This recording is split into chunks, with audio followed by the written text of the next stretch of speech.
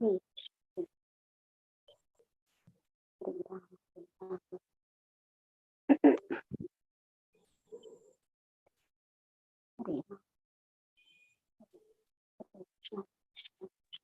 कृष्णा माता जी। हरे कृष्णा माता जी। हरे कृष्णा। हरे कृष्णा। हरे कृष्णा।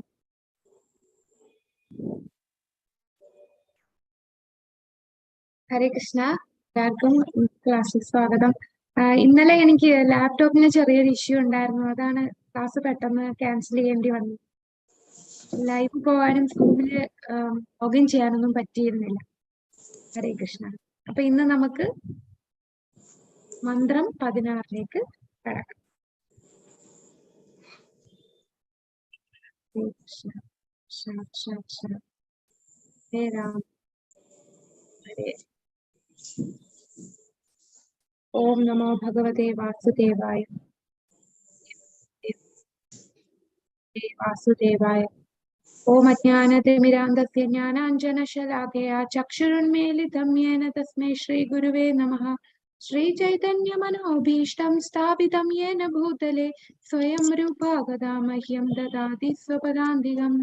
വന്ദേഹം ശ്രീഗുരു ശ്രീയുതപദകമലം ശ്രീഗുരും വൈഷ്ണവാംശ ശ്രീരൂപം സാഗ്രജാതം സഹഗണ രഘുനാഥാന്വിതം ത്വം സജീവം സാദ്വൈതം സാവധൂതം പരിജന സഹിതം കൃഷ്ണ ചൈതന്യ ദേവം ശ്രീരാധാ കൃഷ്ണ പാദാൻ സഹഗണ ലളിതാ ശ്രീ വിശാഖാന്വിതാംശ.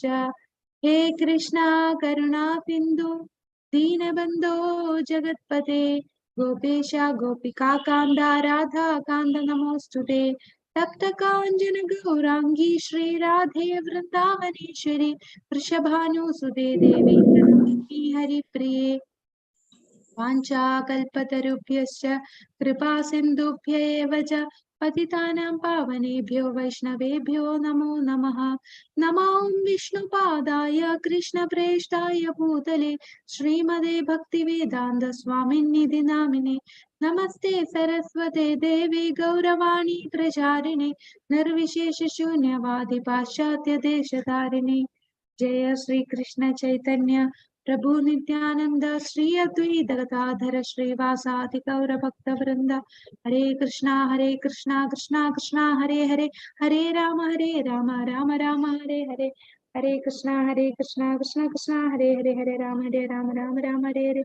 हरे कृष्णा कृष्णा कृष्णा हरे हरे राम राम हरे हरे. ഹരേ കൃഷ്ണ. ഹരേ കൃഷ്ണ. എല്ലാവർക്കും സ്വാഗതം. എല്ലാവർക്കും ഇന്ന് ഏകാദശിയാണ്. ഏകാദശി ആശംസകൾ. നാളത്തെ പാരണ സമയം എല്ലാവരും ശ്രദ്ധിച്ച് ബ്രേക്ക് ചെയ്തോളൂ. ഹരേ കൃഷ്ണ. അപ്പൊ ഇന്ന് നമ്മള് മന്ത്രം 16, മന്ത്രം 15 തൊട്ട് 16 വരെയുള്ള മന്ത്രം 15 തൊട്ട് 18 വരെയുള്ള മന്ത്രങ്ങൾ ഭഗവാന്റെ ആത്മീയ രൂപത്തിന്റെയും കരുണയുടെയും വെളിപ്പെടുത്തലിനുള്ള പ്രാർത്ഥനകളാണ്. 15 തൊട്ട് 18 വരെയുള്ളത് പ്രാർത്ഥനകളാണ്. ആരുടെ പ്രാർത്ഥനയാണ് എന്ന് ആർക്കെങ്കിലും ഓർമ്മയുണ്ടോ? ആരാണ് ഇവിടെ പ്രാർത്ഥിക്കുന്നത്? സ്വയംഭൂമനുവാണ്. അതെ. ആരടുത്താണ് പ്രാർത്ഥിക്കുന്നത്? സ്വയംഭൂമനു യജ്ഞ അവതാരം. ഭഗവാന്റെ ഒരു അനേക അവതാരങ്ങളിൽ ഒരു അവതാരമാണ് യജ്ഞ അവതാരം. അപ്പോ ഇത് ഈ യജ്ഞ അവതാരത്തിനോട് ഭഗവാൻ സ്വയംഭൂമനുവിന്റെ പ്രാർത്ഥനകളാണ്. ഇതിനെ കുറിച്ച് നമ്മുടെ പ്രഭുപാദരുടെ ഈശോപനിഷത്തിനകത്ത് പറഞ്ഞിട്ടില്ല. ഇത് ഭക്തി വിനോദ് ഠാക്കൂറിന്റെ ഈശോപനിഷത്തിന്റെ കമന്ററി എഴുതിയിട്ടുണ്ട്. അതിലാണ് അദ്ദേഹം ഭക്തി വിനോദ് ഠാക്കൂർ എഴുതിയിട്ടുള്ള കമന്ററിയിൽ എഴുതിയിട്ടുള്ളതാണ്. അതായത് ഈശോപനിഷത്ത് എന്ന് പറയുമ്പോൾ നമുക്കറിയാം അത് യജുർവേദത്തിന്റെ ഒരു ഭാഗമാണ്. അപ്പൊ ഈ 15 മുതൽ 18 വരെയുള്ള മന്ത്രങ്ങളെല്ലാം പ്രാർത്ഥനകൾ അർപ്പിക്കുകയാണ്. ഈശോപനിഷത്ത് വ്യാസദേവൻ രചിച്ചതും ഈ യജ്ഞാവതാരത്തിന്റെ പ്രാർത്ഥനകളെയാണ് വ്യാസദേവൻ രചിച്ചത്.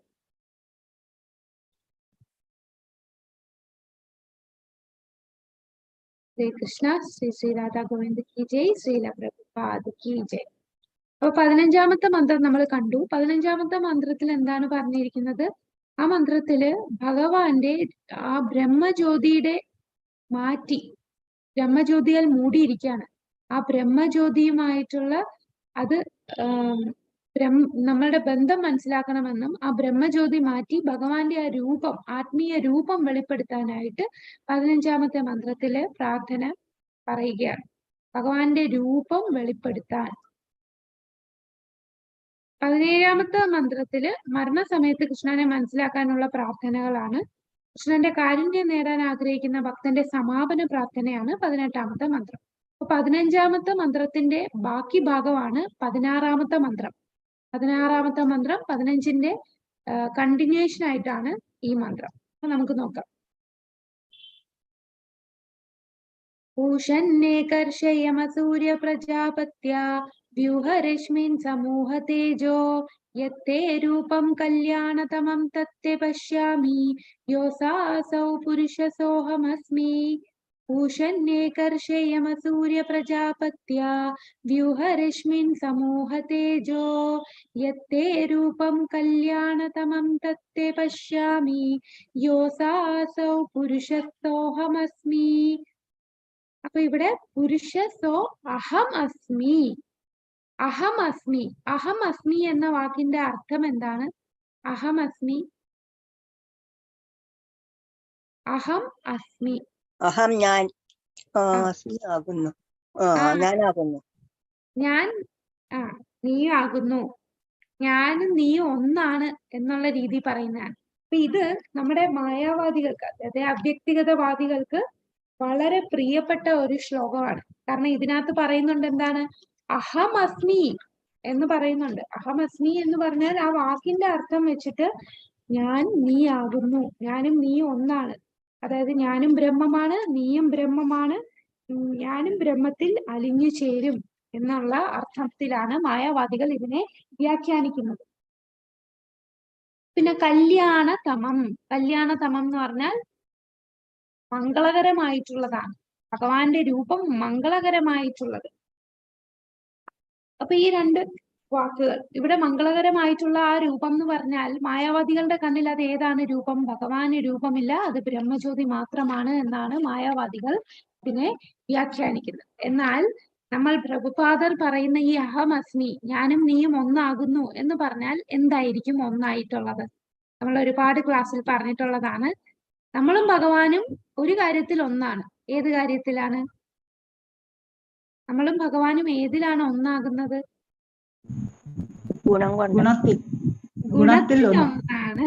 ഗുണത്തിൽ ഒന്നാണ്. എന്നാൽ അളവിൽ നമ്മൾ വെറും അണുവാണ്. ഭഗവാൻ വിഭുവാണ്. അതാണ് അഹമസ്മി എന്ന് പറഞ്ഞാൽ ഗുണത്തിൽ നമ്മൾ ഒന്നാണ്. അത് പ്രഭുപാദരുടെ ഈ പുസ്തകം വായിച്ചാലേ നമുക്ക് മനസ്സിലാവുകയുള്ളൂ. അതായത് ഈ കടലിലുള്ള ഒരു തുള്ളി വെള്ളം എടുത്താലും കടലിലെ വെള്ളത്തിനും എല്ലാം ഉപ്പുരസം തന്നെയാണ്. എന്നാൽ ഒരു തുള്ളിയുടെ അളവും ആ കടല് മൊത്തത്തിലുള്ള അളവും രണ്ടും രണ്ടാണ്. അതാണ് അചിന്ത്യ ഭേദ അഭേദ തത്വം. ഒരേ സമയം തന്നെ നമ്മൾ തുല്യരുമാണ്, എന്നാൽ വ്യത്യസ്തരുമാണ് ഭഗവാനുമായിട്ട്. ഗുണത്തിൽ ഒന്നാണ്, എന്നാൽ അളവിൽ വ്യത്യസ്തരാണ്. അപ്പൊ എന്തുകൊണ്ടാണ് ആൾക്കാർ ഇത് വായിക്കുമ്പോ അഹമസ്മി എന്ന് പറയുമ്പോൾ ഞാനും ഭഗവാനും ദൈവവും എല്ലാം ഒന്നാണ് എന്ന് അവർക്ക് അങ്ങനെ ഒരു കൺക്ലൂഷനിലെത്താനുള്ള കാരണം എന്താണ്? കാരണം ഇത് സംസ്കൃത വാക്കിന്റെ അർത്ഥം വെച്ച് നോക്കുമ്പോൾ അഹമസ്മി എന്ന് പറഞ്ഞാൽ ഞാൻ നീ ആകുന്നു എന്ന് തന്നെയാണ് സംസ്കൃതത്തിലുള്ള അർത്ഥം. എന്നാൽ ഇവിടെ ഈ കോണ്ടെക്സ്റ്റിൽ ഇവിടെ ഈ ഒരു വാക്ക് വന്നാൽ അതിനെ ഡീറ്റെയിൽ ആയിട്ട് നമ്മൾ പഠിക്കുമ്പോഴേ മനസ്സിലാവുകയുള്ളൂ ഒരേ സമയത്ത് തുല്യവുമാണ് എന്നാൽ വ്യത്യസ്തവുമാണ്. അതായത് അളവിൽ ഒന്നാണ്, എന്നാൽ അളവിൽ വേറെയാണ്, ഗുണത്തിൽ ഒന്നാണ്. എന്നാൽ ഈ കാര്യമൊക്കെ നമ്മൾ പറഞ്ഞ് ഒരു മായാവാദിയെ പറഞ്ഞ് മനസ്സിലാക്കാൻ വിചാരിച്ചാൽ നടക്കുവോ? അവരൊരിക്കലും ഇത് അംഗീകരിക്കില്ല. അവരിതിനെല്ലാം കണ്ടിച്ച് അവരവരുടേതായിട്ടുള്ള രീതിയിലുള്ള എക്സ്പ്ലനേഷൻ തരും. അപ്പൊ എന്തുകൊണ്ടാണ് മായാവാദികൾക്ക് ഇത് പറഞ്ഞാലും ഇത് മനസ്സിലാകാത്തത്? കാരണം അവർക്കെല്ലാവർക്കും ഭഗവാനോട് ഈർഷ്യയാണ്. അവർക്കൊരിക്കലും നമ്മൾ ഒരിക്കലും ദൈവമാകില്ല, നമ്മൾ ദൈവത്തിന്റെ അടിമയാണ്, നമ്മൾ ഭഗവാന്റെ ദാസരാണ് എന്ന് പറഞ്ഞാൽ അത് അംഗീകരിക്കാനേ സാധിക്കില്ല. അവർക്ക് അതൊരു ഈർഷ്യയാണ്, അസൂയയാണ്. അതുകൊണ്ടാണ് അവരടുത്ത് ഇത് പറഞ്ഞാൽ പോലും മനസ്സിലാകാൻ സാധിക്കാത്തത്. ഞാനൊരു അടിമയോ? ഞാനും ദൈവമാണ് ആ ചിന്തയിലേക്കാണ് അവർ വളരുന്നത്. നമ്മൾ ശ്രീമദ് ഭാഗവതത്തിൽ പറയുന്നുണ്ട്, അങ്ങനെ ഒരു ചിന്തയോടുകൂടി നമ്മൾ ഈ ഭഗവത്ഗീത അല്ലെങ്കിൽ ഓരോ ആധ്യാത്മിക കാര്യങ്ങൾ മനസ്സിലാക്കാൻ ശ്രമിച്ചാൽ ഭഗവാനെ ഒരിക്കലും മനസ്സിലാകില്ല. ശുദ്ധമായിട്ടുള്ള ഹൃദയമുള്ളവർക്ക്, ഭഗവാനോട് ഒരു ഈർഷ്യയുമില്ലാത്ത ശുദ്ധരായിട്ടുള്ളവർക്ക് മാത്രമേ ഭഗവാനെ പൂർണ്ണമായി മനസ്സിലാക്കാൻ സാധിക്കുകയുള്ളൂ. ഉദാഹരണം പറയുകയാണെങ്കിൽ ഇപ്പൊ ദുര്യോധനനെ തന്നെ എടുക്കാം. ദുര്യോധനന് ഭഗവാൻ തന്റെ ആ വിശ്വരൂപം മൊത്തത്തിലല്ല, ചെറുതായിട്ടെങ്കിലും കാണിച്ചു. എപ്പോഴാണ്? ഈ സന്ധി സംഭാഷണത്തിന് പോയി, യുദ്ധം ഒഴിവാക്കാനായിട്ട് സന്ധി സംഭാഷണത്തിന് ദുര്യോധനെ കാണാൻ ചെന്നപ്പോ ദുര്യോധനൻ സമ്മതിക്കാത്തത് കൊണ്ട് ഭഗവാൻ തന്റെ രൂപം വരെ കാണിച്ചു. അപ്പൊ ദുര്യോധനൻ എന്താണ്, അത് കണ്ടിട്ട് പോലും ഇത് ഭഗവാനാണ് എന്ന് ദുര്യോധനൻ അത് അക്സെപ്റ്റ് ചെയ്യുന്നില്ല. ഭഗവാന്റെ അടുത്ത് ശരണം പ്രാപിക്കുന്നില്ല. അവിടെ ഈർഷ്യ മാത്രമേ ഉള്ളൂ. എന്താണ് ചിന്തിക്കുന്നത്? കൃഷ്ണനെ ഒരു ദൈവമായി കാണുന്നില്ല. കൃഷ്ണൻ എന്തോ ഒരു മാജിക്കുകാരനാണ്. അങ്ങനെ പല പല വിദ്യകളും അവന് കാണിക്കാൻ സാധിക്കും എന്ന ചിന്താഗതിയിലാണ് ഭഗവാനെ കാണുന്നത്. എന്നാൽ ഭഗവാൻ അർജുനൻ എന്തുകൊണ്ടാണ് ഭഗവത്ഗീത പറഞ്ഞു കൊടുത്തത്? ഭഗവാൻ ഇത് 4-ാമത്തെ അധ്യായത്തിൽ പറയുന്നുണ്ട്. അർജുന, ഞാൻ നിനക്കിത് പറഞ്ഞു കൊടുക്കാൻ കാരണം അവിടെ പറയുന്ന 2 വാക്കുകളുണ്ട്. അത് ഓർമ്മയുണ്ടോ? 4-ാമത്തെ അധ്യായത്തിൽ ഭഗവത്ഗീതയിൽ പറയുന്നുണ്ട്, നീ എന്റെ ഭക്തനും സുഹൃത്തുമായത്. അതെ, നീ എന്റെ സുഹൃത്താണ്, ഭക്തനാണ്. അതുപോലെ നിനക്കെന്നിൽ ഉറച്ച വിശ്വാസമുണ്ട്. നിനക്കെന്നിൽ അസൂയയില്ല എന്നും കൂടി പറയുന്നുണ്ട്. നിനക്കെന്നിൽ അസൂയയില്ല. അതായത് ഭഗവാനെ ഭഗവാനായിട്ട് കാണാനായിട്ട് പറ്റുന്ന ഒരു വ്യക്തിയാണ്. കൂടാതെ എന്റെ ഉത്തമ സുഹൃത്താണ്. അപ്പൊ ഈ അസൂയ എന്ന് പറയുന്നത് നമ്മളുടെ ഉള്ളിലുണ്ടെങ്കിൽ ഇതൊന്നും പറഞ്ഞാൽ ഇതിനെ വ്യാഖ്യാനിക്കാൻ അവർ പല കാര്യങ്ങൾ പറയും. അതുകൊണ്ടാണ് പ്രഭുപാദർ പറയുന്നത്, ഒരിക്കലും നമ്മൾ ഈ ഗുരുശിഷ്യ പരമ്പരയിൽ കൂടെ അല്ലാതെ ഈ മായാവാദ ഫിലോസഫി ഒന്നും കേൾക്കാൻ പോകരുത്. നമ്മൾ തന്നെ മാറിപ്പോകും. പ്രത്യേകിച്ച് കനിഷ്ഠാധികാരികളാകുമ്പോ നമ്മൾക്ക് ഈ വേദങ്ങളിലൊന്നും അത്ര വിശ്വാസവും കുറവാണ്, വേദങ്ങളിലുള്ള അറിവും കുറവാണ്, ജ്ഞാനവും കുറവാണ്. അങ്ങനെ വളരെ ഫീബിൾ ആയിട്ടുള്ള ഈ വിശ്വാസവും അറിവും ജ്ഞാനവും കൊണ്ട് നമ്മളൊരു മായാവാദിയുടെ ക്ലാസ് കേട്ടാൽ നമ്മൾ വിചാരിക്കും ഇതൊക്കെ വെറുതെയാണ്. ശരിക്കും അവര് പറയുന്നതാണ് സത്യം. നമ്മളും ദൈവമായി മാറും, നമ്മൾക്ക് ബ്രഹ്മത്തിൽ ലയിച്ച് നമുക്ക് പരമാനന്ദം ലഭിക്കും എന്ന് നമ്മൾ ചിന്തിച്ചു പോകും. അതുകൊണ്ടാണ് പറയുന്നത്, എന്താണ്, പരമ്പരയിൽ കൂടി അല്ലാതെ നമ്മൾ ഇതുപോലെയുള്ള ആധ്യാത്മിക ജ്ഞാനം നേടിയില്ല എന്നുണ്ടെങ്കിൽ നമുക്ക് കറക്റ്റ് ആയിട്ടുള്ള അർത്ഥം എന്താന്ന് മനസ്സിലാവുകയില്ല.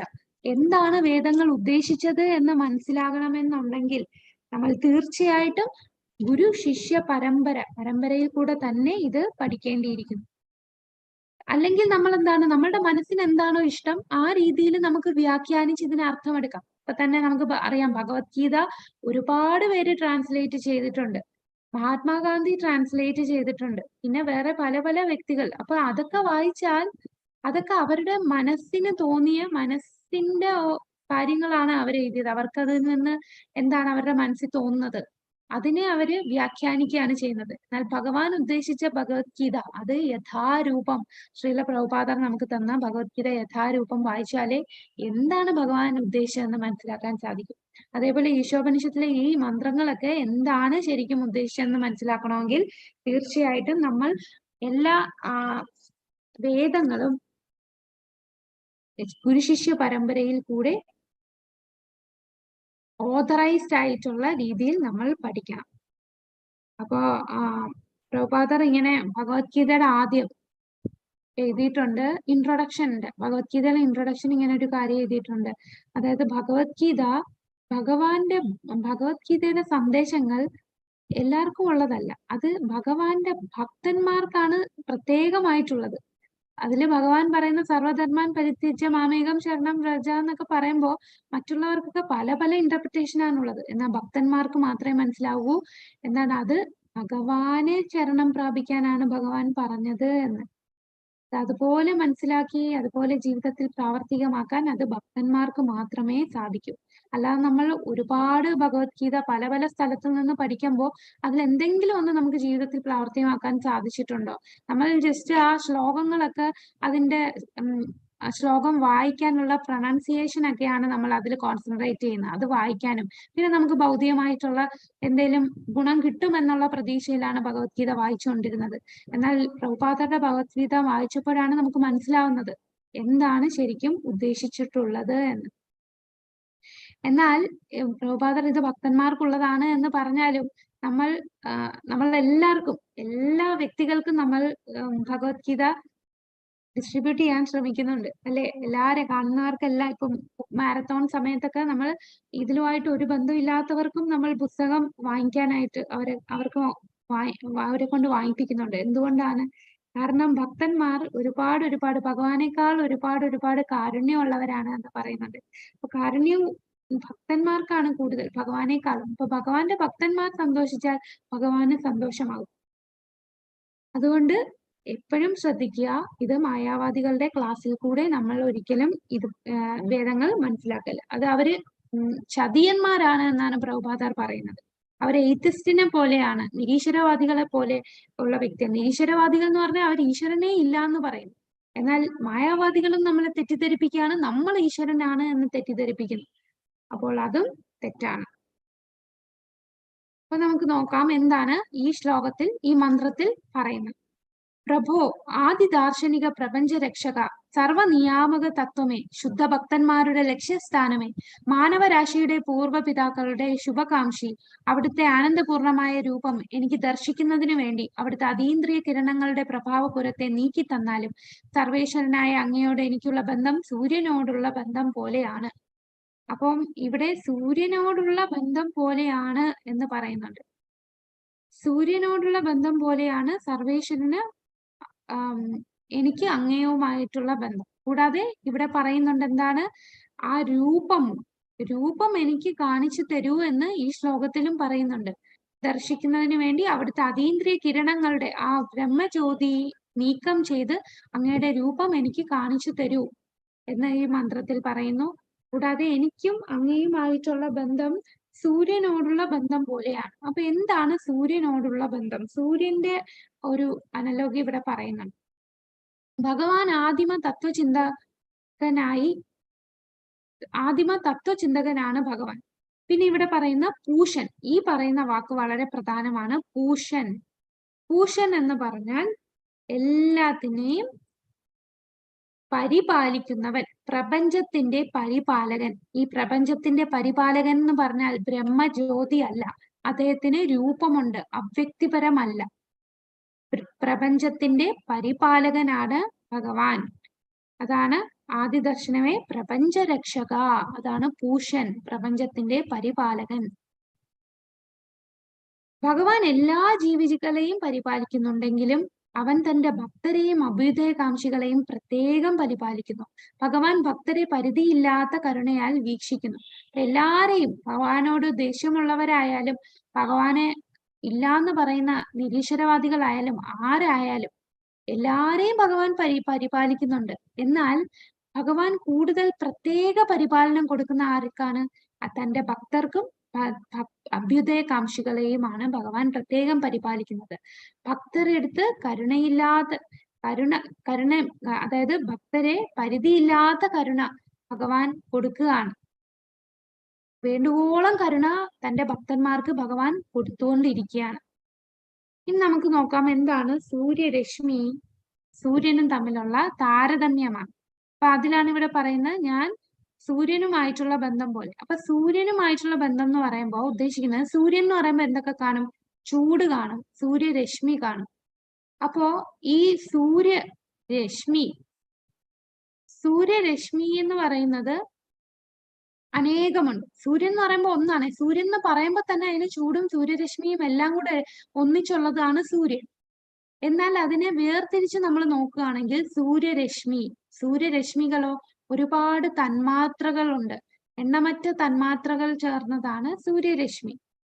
ഇനി സൂര്യന്റെ കിരണങ്ങൾ ശരിക്കും എന്താണ്? സൂര്യരശ്മി എന്ന് പറയുന്നത് സൂര്യന്റെ ഒരു ഭാഗമാണ്. അതേപോലെ നമ്മളും ഭഗവാനുമായിട്ടുള്ള ബന്ധം എന്താണ്? നമ്മൾ ഭഗവാന്റെ ഒരു ഭാഗമാണ്. സൂര്യരശ്മി സൂര്യന്റെ ഒരു ഭാഗമാകുന്നത് പോലെ സൂര്യകിരണങ്ങൾ സൂര്യരശ്മി അല്ലെ സൂര്യകിരണങ്ങൾ സൂര്യന്റെ ഭാഗമാകുന്ന പോലെ നമ്മൾ എല്ലാ ജീവാത്മാക്കളും ഭഗവാന്റെ അംശങ്ങളാണ്. അതുപോലെ നമ്മൾ ഭഗവാന്റെ ദാസരാണ്. ഗുണത്തിൽ നോക്കുമ്പോൾ ഈ അംശങ്ങൾക്ക് എല്ലാം ഭഗവാന്റെ അതേ ഗുണമുണ്ട്, സച്ചിദാനന്ദമാണ്.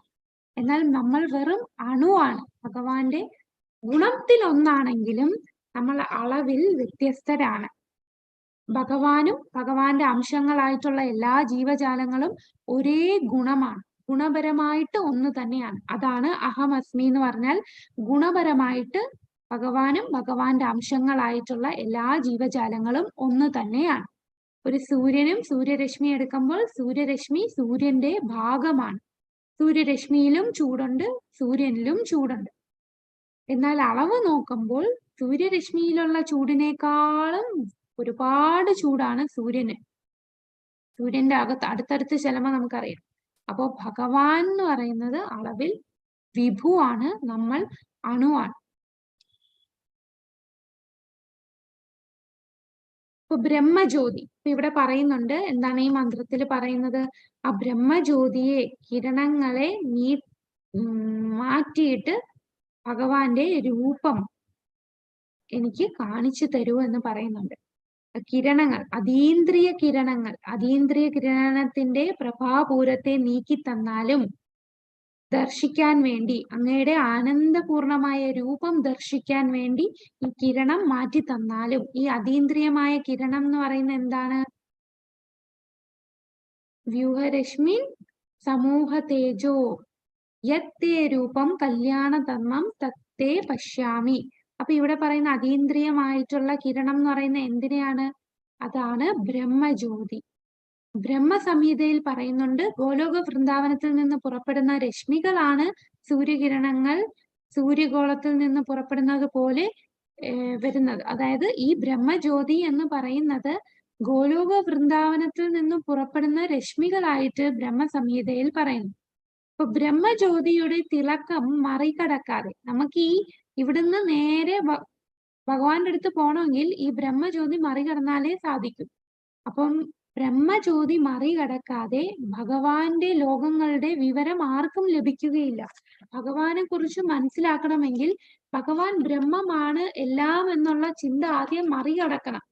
അത് മറികടന്നാലേ അതിന്റെ അപ്പുറത്തൊരു ലോകമുണ്ട്, അവിടെ ഭഗവാൻ തന്റെ ശാശ്വതമായ രൂപത്തിൽ സ്ഥിതി ചെയ്യുന്നു എന്ന് മനസ്സിലാക്കണമെങ്കിൽ ആ ബ്രഹ്മജ്യോതിയെ മറികടക്കണം.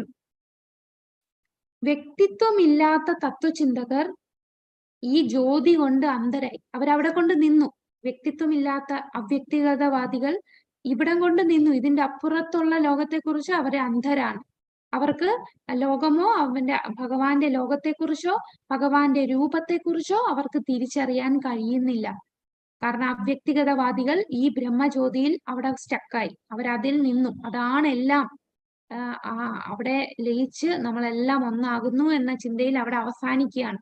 എന്നാൽ അത് മറികടന്നാൽ മാത്രമേ നമുക്ക് ഭഗവാനെ മനസ്സിലാക്കാൻ സാധിക്കുകയുള്ളൂ. ഈ നമ്മളുടെ എല്ലാവരുടെയും ഉള്ളിൽ പരമാത്മാവായിട്ട് ഭഗവാൻ സ്ഥിതി ചെയ്യുന്ന കാര്യം ഇവിടെ പറയുന്നുണ്ട്. അപ്പൊ ഭഗവാനാണ് എല്ലാവരുടെയും പരിപാലകൻ. തേശാം സതതയുക്താനാം ഭജതാം പ്രീതിപൂർവകം ദദാഭിബുദ്ധിയോഗം തം. അപ്പോ നമ്മൾ നമ്മള് 10.10 ശ്ലോകത്തിൽ പറയുന്നു. അപ്പൊ നമ്മൾ ഭഗവാനിൽ ഭക്തിയുത സേവനം ചെയ്യുമ്പോൾ ഭഗവാനെ മനസ്സിലാക്കാനുള്ള ബുദ്ധി ഭഗവാൻ നമുക്ക് തരും. ആ ബുദ്ധി നമുക്ക് ഭഗവാൻ തന്നാൽ മാത്രമേ നമുക്ക് ഇത് കടന്ന് ആധ്യാത്മിക ലോകത്തെത്താൻ സാധിക്കും. അപ്പൊ ആധ്യാത്മിക ലോകത്തിൽ എത്തണമെങ്കിൽ ഭഗവാന്റെ കാരുണ്യം വേണം. ഭഗവാന്റെ കാരുണ്യം ഇല്ലാതെ നമുക്ക് ഭഗവാനെ മനസ്സിലാക്കാനേ സാധിക്കില്ല. അതാണ് ഈ അവ്യക്തിഗതവാദികളെടുത്ത് നമ്മൾ ഇതുപോലെ ഈ പുസ്തകത്തിൽ പ്രഭുപാദയുടെ പുസ്തകം എടുത്ത് വായിക്കാൻ പറഞ്ഞാൽ അവർക്ക് അത് അക്സെപ്റ്റ് ചെയ്യാൻ പറ്റില്ല. കാരണം ഭഗവാൻ അവർക്ക് ഇത് സ്വീകരിക്കാനുള്ള, ഭഗവാനെ മനസ്സിലാക്കാനുള്ള ബുദ്ധി കൊടുത്തിട്ടില്ല. ഭക്തിയുത സേവനം ചെയ്ത് താൻ ഒന്നുമല്ല, തനിക്ക് ഒരിക്കലും ഭഗവാനാകാൻ സാധിക്കില്ല എന്ന രീതിയിൽ ഒരു ഗുരുവിന്റെ അടുത്ത് നിന്ന് മനസ്സിലാക്കിയാൽ മാത്രമേ ഇതിന്റെ അപ്പുറം ഭഗവാന്റെ ധാമവും ഭഗവാനെ കുറിച്ചും ഭഗവാന്റെ രൂപത്തെ കുറിച്ചും മനസ്സിലാക്കാൻ സാധിക്കുകയുള്ളൂ. അപ്പൊ നമ്മുടെ ഹൃദയത്തിലുള്ള അന്ധകാരത്തെ ഈ വ്യക്തിത്വം ഇല്ലാത്തവർ അവരാ അന്ധകാരത്തിൽ ഇരിക്കുകയാണ്. ആ അന്ധകാരത്തെ ഭഗവാന്റെ ജ്ഞാനം കൊണ്ട് എന്താണ് നമ്മൾ ആദ്യം നമ്മൾ മംഗളാചരണനിൽ പ്രാർത്ഥിക്കും. ഓം അജ്ഞാന തിമിരാന്തസ്യ ജ്ഞാനാഞ്ജന ശലാകയ. അപ്പൊ ആ ജ്ഞാനം കൊണ്ട് നമ്മളുടെ അന്ധകാരത്തെ നീക്കം ചെയ്യണം. അപ്പൊ ആ ജ്ഞാനം അത് മനസ്സിലാക്കാനുള്ള ബുദ്ധിയും ഭഗവാനാണ് തരുന്നത്. ഭഗവാൻ തന്റെ ശിഷ്യന്മാരിൽ കൂടി. അപ്പൊ ഗുരുവിൽ കൂടി നമ്മൾ ഈ ജ്ഞാനം സ്വീകരിക്കണം. ഇനി നമുക്ക് ഈ എന്താണ് പരമാത്മാ ഇവിടെ ചെയ്യുന്നത്? പരമാത്മാവാണ് നിയന്ത്രകൻ, എല്ലാത്തിന്റെയും പരിപാലകൻ. പൂഷൻ എന്ന് പറയുന്നത് ഭഗവാനാണ്. എല്ലാത്തിനെയും പരിപാലിക്കുന്ന, പ്രപഞ്ചം മൊത്തവും പരിപാലിക്കുന്ന, എല്ലാ ജീവജാലങ്ങളെയും പരിപാലിക്കുന്നത് അത് പരമാത്മാവാണ് നിയന്ത്രകൻ. ആത്മാവ് ശരിക്കും നിയന്ത്രിക്കപ്പെടുകയാണ്. ആത്മാവ് ഒരിക്കലും സ്വതന്ത്രനല്ല. ആത്മാവ് നിയന്ത്രിക്കപ്പെടുന്നു. അതിനാൽ അവ വ്യത്യസ്ത വിഭാഗങ്ങളിലാണ്. പരമാത്മാവ് ആത്മാവുമായി പൂർണ്ണമായി സഹകരിക്കുന്നു. ആത്മാവിന് എന്താണോ ആഗ്രഹം, ആത്മാവിന് ആഗ്രഹിക്കാൻ മാത്രമേ സാധിക്കൂ. അപ്പൊ ആ ആഗ്രഹങ്ങളെല്ലാം സാധിച്ചു കൊടുക്കുന്നത് ആരാണ്? പരമാത്മാവിന്റെ സാങ്ഷൻ ഇല്ലാത്ത ഒരു കാര്യവും നടക്കില്ല. എല്ലാ ജീവജാലങ്ങളുടെയും സഹയാത്രികളായിട്ട് നമ്മൾ ഏത് ശരീരം എടുത്താലും, നമ്മളൊരു പുഴുവിന്റെ ശരീരം എടുത്താലും അവിടെയും ഭഗവാൻ കൂടെ വരികയാണ്. തിരിച്ചു കൊണ്ടുപോകാൻ ഭഗവാൻ നമ്മളെ എല്ലാ രീതിയിലും സഹകരിക്കുന്നുണ്ട്. പക്ഷെ നമ്മൾ അത് തിരിഞ്ഞു നോക്കുന്നില്ല. നമുക്കതിൽ താല്പര്യമില്ല അങ്ങോട്ട് നോക്കാൻ. അതുകൊണ്ടാണ് നമ്മളിങ്ങനെ ഓരോ ശരീരങ്ങൾ മാറി ശരീരത്തിൽ കയറി നരകിച്ചുകൊണ്ടിരിക്കുന്നത്. അപ്പൊ ഈ ആത്മാവ് ആഗ്രഹിക്കും, പക്ഷെ ഒന്നും ചെയ്യാൻ സാധിക്കില്ല. ചെയ്യുന്നത് ആരാണ്? നമ്മളുടെ ആഗ്രഹങ്ങൾ സാധിച്ചു തരുന്നതും ആഗ്രഹങ്ങൾ നിരസിക്കുന്നതും എല്ലാം പരമാത്മാവാണ്. പരമാത്മാവ് ഒരുപാട് നമ്മളെ സഹകരിക്കുന്നുണ്ട്. പരിപൂർണമായി നമ്മളെ സഹകരിക്കുന്നുണ്ട്. അങ്ങനെ സഹകരിച്ചത് കൊണ്ടാണ് നമുക്ക് ഇങ്ങനെ ഒരു ശരീരവും കിട്ടുന്നത്. എനിക്കിനിയും ആസ്വദിക്കണം എന്ന ആഗ്രഹം വന്നു. നമ്മളുടെ ആഗ്രഹം, നമുക്കറിയാം അടുത്ത ശരീരം കിട്ടുന്നതെന്ന് പറഞ്ഞാൽ മരണസമയത്തുള്ള നമ്മളുടെ ചിന്ത, നമ്മളുടെ ആഗ്രഹം, നമ്മളുടെ കർമ്മം എല്ലാം കൂടെ ചേർന്നാണ്. അപ്പൊ ഈ ആഗ്രഹത്തിന് ഭഗവാൻ സഹകരിച്ചാണ് നമുക്ക് ഇങ്ങനെ ഒരു ശരീരം കിട്ടിയത്. എല്ലാത്തിലും ഭഗവാൻ സഹകരിക്കുകയാണ്. നമ്മളുടെ എല്ലാ ആഗ്രഹങ്ങളും സാധിച്ചു തന്നുകൊണ്ടേയിരിക്കുകയാണ്. അപ്പോൾ നമ്മളെ എല്ലാവരുടെയും പരിപാലകനും എല്ലാത്തിനെയും നിയന്ത്രിക്കുന്നതും എല്ലാം നമ്മളുടെ സഹയാത്രികനായിട്ട് ഏത് ശരീരം എടുത്താലും കൂടെ വരുന്നത് അതെല്ലാം പരമാത്മാവ്. അജ്ഞതയുടെ എല്ലാ അന്ധകാരവും അകറ്റിക്കൊണ്ട് അവയുടെ ഹൃദയങ്ങളിൽ ആവശ്യമായ അറിവ് നൽകി ഭഗവാൻ ഭക്തരെ എപ്പോഴും സഹായിക്കുന്നു. അതാണ് തേഷാം സതതയുക്താനാം ഭജതാം പ്രീതിപൂർവകം ദദാതി ബുദ്ധിയോഗം തം. അപ്പൊ അജ്ഞത മാറ്റി നമുക്ക് ആ അറിവ് ഭഗവാൻ തന്ന് സഹായിക്കുകയാണ്. തത്വചിന്തകരും ജ്ഞാനികളും യോഗികളും സ്വന്തം ശക്തിയെ ആശ്രയിക്കുന്നു. അവര് വിചാരിക്കുന്നത് എന്റെ ബുദ്ധിയാണ്, ഇതെല്ലാം എന്റെ കഠിന പ്രയത്നമാണ്, എല്ലാം സ്വന്തം ശക്തിയെ ആശ്രയിക്കുകയാണ്. പക്ഷെ ഭക്തന്മാരോ എല്ലാം പൂർണ്ണമായി ഭഗവാനെ സമർപ്പിക്കുകയാണ്. ഭഗവാനെ ആശ്രയിച്ചാണ് ഓരോ നിമിഷവും ജീവിക്കുന്നത്. ശുദ്ധ ഭക്തരെന്ന നിലയിൽ തികഞ്ഞവരല്ലാത്തവർക്ക്, അതായത് പരമാത്മാവിനെയോ ബ്രഹ്മത്തെയോ തിരിച്ചറിഞ്ഞവർക്ക് തികഞ്ഞ ഭക്തരുടെ പ്രവർത്തനങ്ങളെ അഭിനന്ദിക്കാൻ കഴിയില്ല. അപ്പം ശുദ്ധ ഭക്തന്മാർ ചെയ്യുന്ന കാര്യങ്ങൾ സാധാരണയുള്ള ഈ പരമാത്മാവ് ബ്രഹ്മജ്യോതിയൊക്കെ മനസ്സിലാക്കി, അല്ലെങ്കിൽ പരമാത്മാവാണ് ഏറ്റവും വലുത്, ബ്രഹ്മനാണ് ഏറ്റവും വലുത് എന്നൊക്കെ ചിന്തിക്കുന്ന ആ വ്യക്തികൾക്ക് ഭക്തന്മാരുടെ നില അവർക്ക് ഒരിക്കലും മനസ്സിലാക്കാൻ സാധിക്കില്ല. ഭഗവാൻ അതിനുള്ള ബുദ്ധിയും ജ്ഞാനവും കൊടുത്തിട്ടില്ല. മായയുടെ അവസാനത്തെ പരീക്ഷണമാണ് ഈ മായാവാദം എന്ന് പറയും. കാരണം മായ നമ്മളുടെ ഈ പല രീതിയിൽ പരീക്ഷിക്കും. ഭഗവാനാണ് എല്ലാം എന്ന് അറിഞ്ഞ് ഭഗവാനെ സേവിക്കാനുള്ള ഒരു മനസ്സ് തരാതിരിക്കുന്നത് അതാണ് മായയുടെ. എന്നാൽ അവർക്ക് ഭൗതികമായിട്ട് ഒരു ആഗ്രഹവുമില്ല. ഭൗതികമായിട്ടെല്ലാം ഭയങ്കര സ്ട്രിക്റ്റ് ആണ്. ശരിക്കും ഇസ്കോൺ ഡിവോട്ടീസിനേക്കാളും മായാവാദി സ്കൂളിൽ ചെന്നാൽ അറിയാം, അവിടെ കൊച്ചു കുട്ടികളൊക്കെ ഭയങ്കര സ്ട്രിക്റ്റ് ആയിട്ടാണ് അവരെല്ലാം എല്ലാ പ്രക്രിയകളും ചെയ്യുന്നത്. എന്നാൽ അവരെന്താണ് എല്ലാ ദേവീദേവന്മാരെയും ഡെമിഗോഡ്സിനെയും എല്ലാം പ്രാർത്ഥിക്കും. നാമം ഹരേ കൃഷ്ണ മഹാമന്ത്രം, അത് ഹരേ രാമ രാമ രാമ ഹരേ ഹരേ, ഹരേ കൃഷ്ണ ആ മന്ത്രം ചൊല്ലും. പിന്നെ മറ്റ് ദേവീദേവന്മാരുടെ എല്ലാ മന്ത്രങ്ങളും ചൊല്ലും, എല്ലാ വേദങ്ങളും പഠിക്കും. പക്ഷെ അവരുടെ കൺക്ലൂഷൻ എന്താണ്? വേദാന്തം എന്താണ്? ഞാനും ബ്രഹ്മമായി മാറും. അവിടെ കൊണ്ട് തീർന്നു. ഇതൊക്കെ ചെയ്യുന്നത് വേസ്റ്റ് ആയി. അവർക്ക് മനസ്സിലാവില്ല. അവർ വിചാരിക്കും ഞങ്ങൾ എത്ര സ്ട്രിക്റ്റ് ആയിട്ട് ഇതൊക്കെ ചെയ്യുന്നോണ്ട് ഞങ്ങളാണ് പെർഫെക്റ്റ് എന്ന്. പക്ഷെ അവർക്ക് ആ ബുദ്ധി, അത് മായയുടെ ഒരു അവസാനത്തെ ഒരു പരീക്ഷണമാണ് ഈ മായാവാദ ഫിലോസഫിയിൽ നമ്മൾ പോവുക എന്ന് പറയുന്നത് തന്നെ. അപ്പോൾ ഒരു ശുദ്ധ ഭക്തരിൽ നിന്ന് മനസ്സിലാക്കി എന്താണ് ശരിയായിട്ടുള്ള ഭക്തി എന്ന് നമ്മൾ ഭഗവാൻ ആരാണ് എന്ന് മനസ്സിലാക്കണം. ഭഗവാനെ മനസ്സിലാക്കാൻ ഭക്തന്മാരിൽ കൂടെ സാധിക്കൂ. ഇനി ഭഗവാൻ എന്ന വാക്കിന് ശ്രീ ജീവ ഗോസ്വാമി ഭഗവാൻ ഇതിന് അർത്ഥം കൊടുക്കുന്നുണ്ട്. ഭ എന്താണ്, ഗ എന്താണ്, വാൻ എന്താണ്? വാൻ എന്ന് പറഞ്ഞാൽ എല്ലാരിലും വസിക്കുന്നു, എല്ലാ ജീവജാലങ്ങളും ജീവിക്കുന്നു എന്നും അക്ഷരം സൂചിക്കുന്നു. അതായത് എല്ലാ ജീവജാലങ്ങളും വസിക്കുന്നത് എവിടെയാണ്?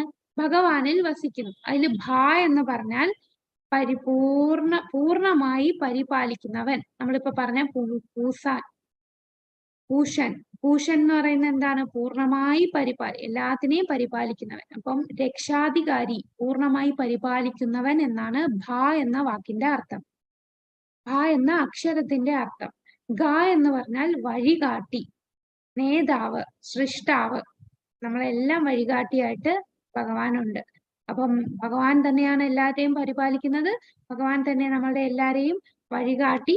പിന്നെ എല്ലാവരും വസിക്കുന്നത് ആ ഭഗവാനിലാണ്. അതാണ് വാൻ. എല്ലാ ജീവജാലങ്ങളും വസിക്കുന്നത് ഭഗവാനിൽ വസിക്കുന്നു. അതുപോലെ എല്ലാ ജീവജാലങ്ങളിലും അദ്ദേഹം വസിക്കുന്നു. നമ്മളുടെ എല്ലാവരുടെ ഉള്ളിൽ പരമാത്മാവായിട്ട് ഭഗവാൻ വസിക്കുന്നു. അപ്പോ ഭ എന്ന് പറഞ്ഞാൽ പൂർണ്ണമായ പരിപാലകൻ, ഗ എന്ന് പറഞ്ഞാൽ വഴികാട്ടി, വാൻ എന്ന് പറഞ്ഞാൽ എല്ലാ ജീവജാലങ്ങളും അവനിൽ വസിക്കുന്നു. കൂടാതെ എല്ലാ ജീവജാലങ്ങളിലും അവൻ വസിക്കുന്നു. നമ്മളുടെ എല്ലാവരുടെ ഉള്ളിലും ഭഗവാൻ ഇരിക്കുന്നു. നമ്മളെല്ലാം ഭഗവാനിലാണ് വസിക്കുന്നത്. എല്ലാ കാരണങ്ങൾക്കും കാരണമാണ് ഭഗവാൻ. അവന് കാരണമായത് ഒന്നുമില്ലാത്തതിനാൽ അവനാണ് യഥാർത്ഥ കാരണം. ഭഗവാന് കാരണമാകാൻ ഒന്നുമില്ല. എല്ലാവർക്കും, എല്ലാ കാരണങ്ങൾക്കും കാരണം ഭഗവാനാണ്. അവന് കാരണമായത് ഒന്നുമില്ല. അപ്പൊ യഥാർത്ഥ കാരണം എന്ന് പറയുന്നത് അത് ഭഗവാനാണ്. ഇതാണ് ഈ മന്ത്രത്തിൽ പറയുന്നത്. ഈ മന്ത്രം ഒരു പ്രാർത്ഥന. അവിടെയും ഭഗവാന്റെ രൂപത്തെ കാണിക്കാൻ പറയുന്നു. കൂടാതെ അഹം അസ്മി എന്ന് പറഞ്ഞാൽ ഗുണത്തിനൊന്നാണ്, എന്നാൽ അളവിൽ വേറെയാണ് എന്ന് നമ്മൾ മനസ്സിലാക്കി. എന്താണ് കല്യാണതമം മംഗളകരമായിട്ടുള്ളതാണ്, വളരെ മംഗളകരമായിട്ടുള്ളതാണ്. ഭഗവാന്റെ ബ്രഹ്മജ്യോതിയിൽ മാത്രം കേന്ദ്രീകരിക്കുന്നത് മായാവാദികളാണ്. ആ ബ്രഹ്മജ്യോതി കഴിഞ്ഞ് ഭഗവാൻ ഉണ്ടെന്ന് മനസ്സിലാക്കണമെങ്കിൽ അവിടെ ഭഗവാന്റെ കാരുണ്യം വേണം, ഭഗവാന്റെ അനുഗ്രഹം വേണം. നമ്മൾ ഭക്തി ചെയ്യുമ്പോൾ ഭഗവാൻ നമ്മളുടെ അന്ധകാരത്തെ നീക്കി ഭഗവാനെ മനസ്സിലാക്കാൻ നമുക്ക് അവസരം തരും. പിന്നീട് നമ്മൾ എന്താ പറഞ്ഞത്? പരമാത്മാവ് എല്ലാത്തിനെയും സഹകരിക്കുന്നു. എല്ലാവരെയും എല്ലാ ആഗ്രഹങ്ങളും സഹകരിച്ചുകൊണ്ടിരിക്കുകയാണ് പരമാത്മാവ്. ആ പരമാത്മാവ് എല്ലാവരുടെയും നിയന്ത്രകനാണ്, പരിപാലകനാണ്. എല്ലാവരുടെയും ഉള്ളിൽ നമ്മൾ ഏത് ശരീരം എടുക്കുമ്പോഴും കൂടെ പരമാത്മാവ് നമ്മുടെ കൂടെ വരുന്നു. അങ്ങനെ നമ്മുടെ ആഗ്രഹങ്ങളെല്ലാം സാധിച്ചു തരുന്നു എന്ന് നമ്മൾ മനസ്സിലാക്കി. അപ്പോ നമ്മൾ ശരിക്കും ഭഗവാൻ എപ്പോഴും നമ്മളെ ഗൈഡ് ചെയ്യും, നമ്മളെല്ലാരെയും പരിപാലിക്കും. ഉത്തമ ഉദാഹരണം എടുത്താൽ നാരദ മഹർഷിയുടെ കഴിഞ്ഞ ജന്മം എടുക്കാം. അദ്ദേഹം ആരായിരുന്നു? ഒരു ദാസീപുത്രനായിരുന്നു. അമ്മ മരിച്ചുപോയി, വേറെ ആരുമില്ല, ഒറ്റയ്ക്കേ ഉള്ളൂ. എന്നാൽ ആ കുട്ടിക്ക് ഭക്തി വേദാന്ത സ്വാമികളുടെ ആയിട്ടുള്ള സഹവാസം കൊണ്ട് ഭഗവാനെ മനസ്സിലാക്കാൻ സാധിച്ചു. ഭഗവാൻ എന്താന്നുള്ള നിർദ്ദേശങ്ങൾ അവരിൽ നിന്ന് കിട്ടി. അതുകൊണ്ട് അമ്മ മരിച്ചപ്പോഴും ആ കുട്ടിയെ പരിപാലിച്ചത് ആരാണ്? ആ കുട്ടിയെ എങ്ങോട്ട് പോകണമെന്നെല്ലാം അവന്റെ ഉള്ളിൽ നിന്ന് പരമാത്മാവ് അവനെ ഗൈഡ് ചെയ്യാണ് ചെയ്തത്. അങ്ങനെ അദ്ദേഹത്തിന് ഭഗവാന്റെ അടുത്ത് സംസാരിക്കാൻ വരെ പറ്റിയ ആ ജന്മത്തില്. അങ്ങനെ അടുത്ത കൽപ്പമായപ്പോൾ നാരദനായി മാറി തിരിച്ച് ഭഗവാനിലെത്തുന്നു. അതേപോലെ നമ്മളെല്ലാരെയും ഭഗവാൻ പരിപാലിച്ചുകൊണ്ട് നമ്മളെ കറക്റ്റ് പാതയിൽ, ശരിക്കും നമ്മളെല്ലാവരും ഭഗവാന്റെ കാരുണ്യമുള്ളത് കൊണ്ട്, പ്രത്യേകിച്ച് കേരളത്തിലുള്ളവരെല്ലാം മായാവാദികളുടെ പിടിയിൽ പെട്ടുകിടക്കുന്നവരാണ്. മറ്റ് ഇസ്കോണിലല്ലാതെ മറ്റുള്ള ആധ്യാത്മിക സംഘടനകളെല്ലാം മിക്കതും 90% മായാവാദ ഫിലോസഫിയാണ് പഠിപ്പിക്കുന്നത്. അപ്പൊ അതിൽ പെട്ടുപോകാതെ തിരിച്ച് നമ്മൾ ഇങ്ങോട്ട് വരുന്നത് ശരിക്കും ഭഗവാന്റെ കാരുണ്യമാണ്. നമ്മൾ വഴിതെറ്റി പോകാതെ തിരിച്ച് ഭഗവാനെ തന്നെ എത്താനുള്ള ആ പാത നമുക്ക് സ്വീകരിക്കാൻ സാധിച്ചു. അപ്പൊ ഭഗവാൻ നമ്മളെ പരിപാലിച്ച് നമ്മളെ കറക്റ്റ് സ്ഥലത്തേക്ക് ഗൈഡ് ചെയ്തുകൊണ്ടിരിക്കുകയാണ്. നമ്മൾ ആത്മാർത്ഥമായിട്ട് ഭക്തിയുടെ സേവനം ചെയ്ത് കൂടുതൽ കൂടുതൽ നാമം ജപിച്ച് ഭഗവാനിൽ എല്ലാം സമർപ്പിച്ച് ജീവിക്കുമ്പോൾ തീർച്ചയായിട്ടും നമ്മൾ ഇന്നല്ലെങ്കിൽ നാളെ നമുക്ക് ഭഗവാന്റെ യഥാർത്ഥമായ ഭഗവാന്റെ സ്ഥലത്ത് എത്താനും ഭഗവാനെ കൂടുതൽ സേവനം ചെയ്യാൻ നേരിട്ട് നമുക്ക് നേരിട്ടെന്നല്ല ഭഗവാന്റെ ധാമത്തിൽ പോയി ഗോലോകത്ത് പോയി ഭഗവാന് സേവനം ചെയ്യാൻ സാധിക്കും. എന്നാൽ വലിയ വലിയ ഭക്തന്മാര്, ഉയർന്ന ശുദ്ധ ഭക്തന്മാര് അവരതും ആഗ്രഹിക്കുന്നില്ല. എനിക്ക് ഇനിയും ജന്മം തന്നോട്ടെ, ഞാൻ ഇവിടെ അങ്ങയുടെ ഭജിച്ച് ആ വിരഹ ദുഃഖത്തിൽ ഇരുന്ന് മറ്റുള്ള അധമരായിട്ടുള്ളവരെ തിരിച്ചങ്ങ് കൊണ്ടുപോകാനായിട്ട് കൂടുതൽ സേവനം ഞാൻ ഇതുപോലെയുള്ള നരകലോകത്തിലും പോയി ഞാൻ ജന്മമെടുക്കാൻ തയ്യാറാണ്. അങ്ങയോടുള്ള സ്മരണ മാത്രം എനിക്ക് നഷ്ടപ്പെടരുത്. ആ സ്മരണ സദാസമയം ഭഗവാനെ സ്മരിച്ചുകൊണ്ടിരിക്കുക. അതാണ് ശുദ്ധ ഭക്തന്മാരുടെ ആഗ്രഹം. ഹരേ കൃഷ്ണ. അപ്പൊ നമുക്ക് ഇതിന്റെ ചോദ്യം നോക്കാം. പൂഷൻ എന്ന വാക്കിന്റെ അർത്ഥം എന്താണ്? പൂഷൻ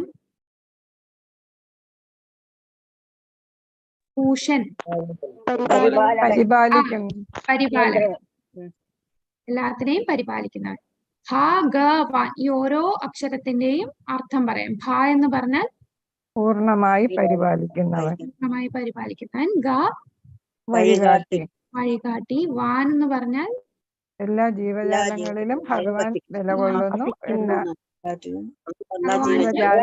ഭഗവാനിൽ നിലകൊള്ളുന്നു. ഇതാണ് ഇന്നത്തെ മന്ത്രം. അപ്പൊ അടുത്ത ആഴ്ച നമുക്ക് നമ്മുടെ ഈശോപനിഷത്ത് കഴിയും. 17, 18 മന്ത്രം കൂടെ ഉള്ളൂ. അപ്പൊ 18 മന്ത്രം കൊണ്ട് ഈശോപനിഷത്ത് തീർക്കാം. ഹരേ കൃഷ്ണ കൃഷ്ണ കൃഷ്ണ ഹരേ ഹരേ, ഹരേ രാമ രാമ